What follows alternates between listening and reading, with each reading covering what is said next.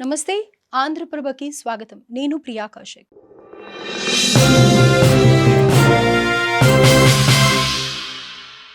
మళ్ళీ కరోనా కలవరం.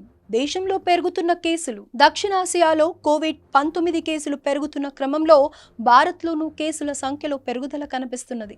ప్రస్తుతం దేశంలో 257 యాక్టివ్ కేసులు నమోదయ్యాయని అధికారులు వెల్లడించారు.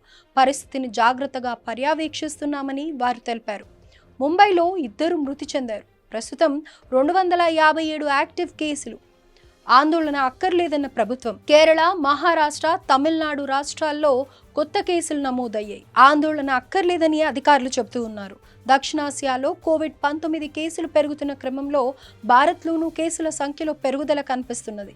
ప్రస్తుతం దేశంలో 257 యాక్టివ్ కేసులు నమోదయ్యాయని అధికారులు వెల్లడించారు. పరిస్థితిని జాగ్రత్తగా పర్యవేక్షిస్తున్నామని వారు తెలిపారు. జలుబు, దగ్గుతో బాధపడుతున్న రోగులతో పాటు ఊపిరితిత్తుల వ్యాధులకు సంబంధించిన రోగుల విషయంలో ప్రత్యేక శ్రద్ధ తీసుకోవాలని దవాఖానాలను ఆదేశించినట్లు వారు చెప్పారు. ముంబైలోని కింగ్ ఎడ్వర్డ్ మెమోరియల్ దవాఖానాలో గత వారం కోవిడ్ సోకినట్లు నిర్ధారణ అయిన రోగులలో ఓ మైనర్తో సహా 2 వ్యక్తులు మరణించారు. ఈ రోగులకు దీర్ఘకాలిక రోగాలు కూడా ఉన్నాయని డాక్టర్లు తెలిపారు. కేరళలో గత వారం రోజుల్లో 69 కొత్త కేసులు నమోదు కాగా మహారాష్ట్రలో 44, తమిళనాడులో 34 కేసులు నమోదయ్యాయి. మహారాష్ట్రలో ప్రస్తుతం 56 యాక్టివ్ కేసులు ఉన్నట్లు ICMR తెలిపింది. National centre for disease control, emergency medical relief division, disaster management cell, Indian council of medical research కేంద్ర ప్రభుత్వ దవాఖానాలకు చెందిన నిపుణులతో సోమవారం ఢిల్లీలో సమీక్షా సమావేశం జరిగింది. దేశంలో కోవిడ్-19 పరిస్థితి ప్రస్తుతం అదుపులో ఉందని సమావేశం నిర్ణయానికి వచ్చింది. ప్రస్తుతం దేశంలో 257 యాక్టివ్ కేసులు ఉన్నాయని, దేశ జనాభాను దృష్టిలో ఉంచుకుంటే ఇది చాలా తక్కువని అధికార వర్గాలు తెలిపాయి. ఈ కేసులలో చాలా వరకు అన్ని తేలికపాటి లక్షణాలతో ఉన్నావని, కోవిడ్ పాజిటివ్గా నిర్ధారణ అయిన వారిని దవాఖానాలో ఉంచి చికిత్స అందచేయవలసిన అవసరం లేదని వారు చెప్పారు. ఆ దేశాల్లో పెరుగుదల. సింగపూర్, చైనా, థాయిలాండ్లో కోవిడ్ పెరుగుదల తీవ్రంగా ఉంది. ఏప్రిల్ చివరి వారంలో 11,000 కేసులు సింగపూర్లో నమోదు కాగా మే మొదటి వారానికి ఆ సంఖ్య 14,000 దాటింది.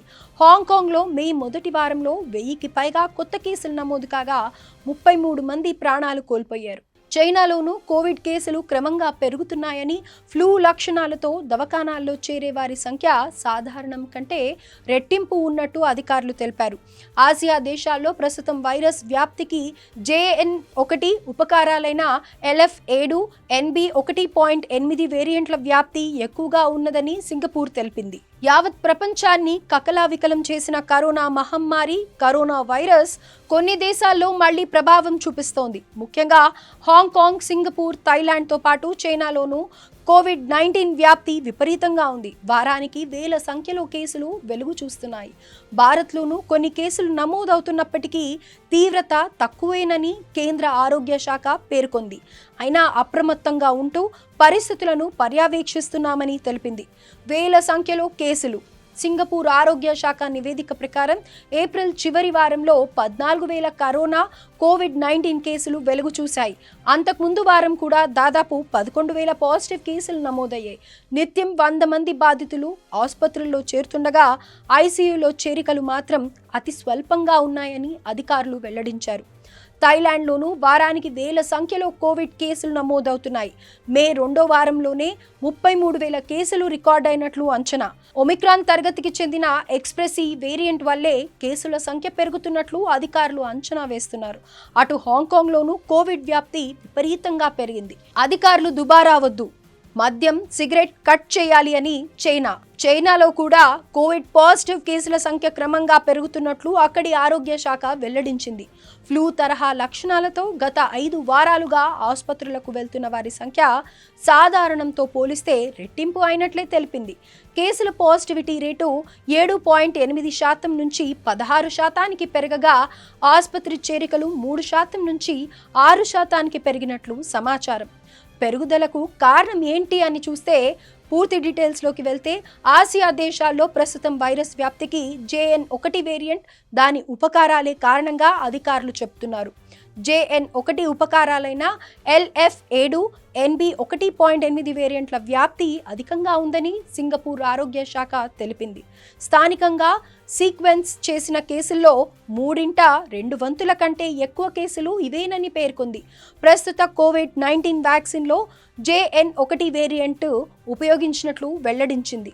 సీజనల్ వాతావరణ పరిస్థితులు, సామూహిక కార్యక్రమాలు, ప్రయాణాలు పెరగడం కేసుల పెరుగుదలకు కారణంగా సింగపూర్ ఆరోగ్య శాఖ పేర్కొంది. ప్రజల్లో రోగ నిరోధక శక్తి క్షీణించడం కూడా ఇందుకు కారణమని చెప్పింది. కరోనా వైరస్ స్థానిక వ్యాధిగా పరిణామం చెందిందని హాంకాంగ్ ఆరోగ్య శాఖ వెల్లడించింది. వైరస్ వేరియంట్లలో కలిగే మార్పులు ప్రస్తుత వ్యాప్తికి సంబంధం ఉందని, దీంతో పాటు హెడ్ ఇమ్యూనిటీ తగ్గడం కూడా మరో కారణంగా పేర్కొంది.